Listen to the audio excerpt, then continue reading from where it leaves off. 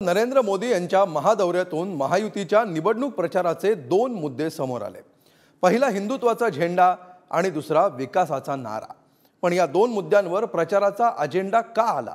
काय आहेत महायुती समोरची आव्हाने आणि कशी असेल टार्गेट पर्यंत पोहोचण्याची कसरत? बघूया या सविस्तर रिपोर्टमधून। अब की बार 400 पार।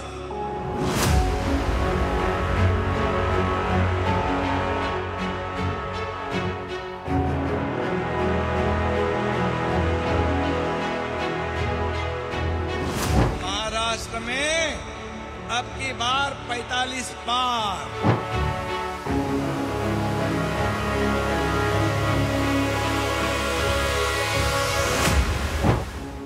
लोकसभेचं बिगुल प्रत्यक्षात वाजलं नसलं तरी राष्ट्रीय पातळीवर एनडीएनं आणि महाराष्ट्रात महायुतीनं कंबर कसली आहे। पंतप्रधान मोदींचा महाराष्ट्र दौरा त्याच रणनीतीचा भाग म्हटलं तर चुकीचं ठरणार नाही। महाराष्ट्रातल्या 45 जागांसह देशभरात लोकसभेच्या 400 जागा जिंकण्याचा संकल्प भाजपनं सोडलाय आणि तो पूर्ण करण्यासाठी दोन कलमी धोरणही ठरलंय।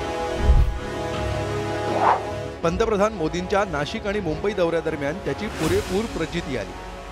22 जानेवारीला अयोध्येतील नवनिर्मित मंदिरात प्रभू श्रीरामाच्या मूर्तीची प्राणप्रतिष्ठा होणार आहे। त्यानिमित्तानं देशभरातलं वातावरण राममय झालंय। नाशिक दौऱ्यावर आलेल्या पंतप्रधानांनी काळा रामाचं दर्शन घेतलं, आरती केली, राम मंदिर परिसर स्वच्छ केला, तसंच ते भजनातही दंग झाले।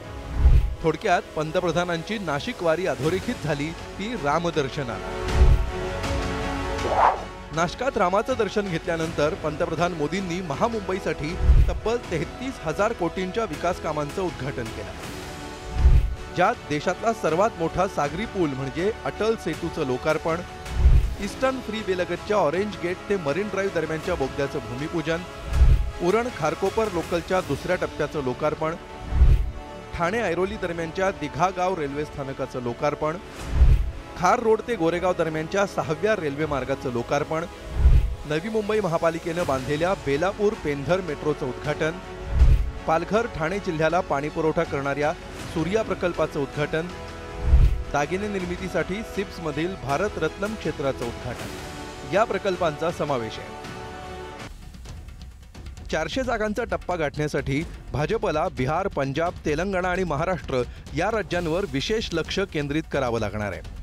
महाराष्ट्रापुरतं बोलायचं झालं तर सर्वेची आकडेवारी भाजपसाठी समाधानकारक नाही। डिसेंबर 2023 मध्ये एबीपी सी वोटरने केलेल्या सर्वेमध्ये महायुतीला 19 ते 21 जागा तर मवियाला 26 ते 28 जागा मिळण्याचा अंदाज वर्तवण्यात आलाय। ऑक्टोबर 2023 मधल्या इंडिया टीव्हीच्या सर्वेमध्ये महायुतीला 24 तर मवियाला 24 जागा दाखवण्यात आल्या होत्या। जुलै 2023 मध्ये इंडिया टीव्ही सीएनएक्सने केलेल्या सर्वेमध्ये महायुती 24 आणि मविया 24 असं चित्र होतं। ऑगस्ट 2023 पासून पंतप्रधान मोदींचा महाराष्ट्रातला हा 5वा दौरा आहे। महाराष्ट्रात 40 पेक्षा जास्त जागा जिंकल्याशिवाय अबकी बार 400 पारचा नारा खरा करून दाखवणं कठीण आहे। शिंदेंची मुख्यमंत्रीपदाची खुर्ची शाबूत राहिल्यामुळे 3 पार्टनर्सची महायुती तशीच मजबूत राहिली आहे। मात्र समोर असलेल्या महाविकास आघाडीतले 2 पक्ष फोडूनही सर्वे त्यांच्या जागा घटल्याचं दाखवत नाहीये। त्यामुळे हिंदुत्व आणि विकासाचं इंधन ट्रिपल इंजिन सरकारचं बळ आणखी वाढवत 40 पारचं लक्ष्य पार करण्याचा अजेंडा सेट केल्याचं दिसतंय। पण खरंच तसं होईल का? ब्युरो रिपोर्ट, पुढारी न्यूज।